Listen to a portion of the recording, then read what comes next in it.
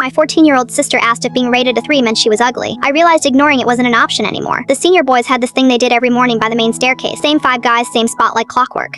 They'd lean against the railing and rate girls as they walked past, just holding up fingers and saying numbers out loud like it was a game. Everyone agreed to play. Most of the time, it was the freshman girls because they didn't know yet to avoid that hallway. They'd walk straight through, backpacks tight on their shoulders, and by the time they realized what was happening, it was already over. Someone would say a number, someone else would laugh, and then they'd move on to the next girl like nothing happened. My little sister Amramira started high school this year. She's 14. First weekend, she came home quiet in a way that didn't feel normal. At dinner, she barely touched her food. Later that night, she asked me why boys were holding up numbers when she walked to class. I asked her what she meant, hoping I'd misunderstood. She said sometimes it was 4, sometimes 3. Then she asked me if that meant she was ugly. I didn't even know what to say to her. I told her it didn't mean anything, that those boys are idiots, but I could tell she didn't believe me. Neither did I. The next morning, I made sure to walk behind her when she went to class. I wanted to see it myself. She walked past the staircase with her head down, like she already knew what was coming. One of the boys glanced at her and said a number. Another one added a comment under his breath. Amamira didn't react. She just kept walking like she'd learned not to. I looked around, expecting a teacher to step in. Mrs. Nixon was standing nearby, shuffling papers outside her classroom. She looked up, saw what was happening, then looked back down. That was it. Over the next week, it got worse. The numbers turned into comments. Things about bodies, about weight, about how someone would look better if they changed something. Girls started taking longer routes to class just to avoid that staircase. No one stopped it, not teachers, not security, not anyone. One morning I finally walked up to them.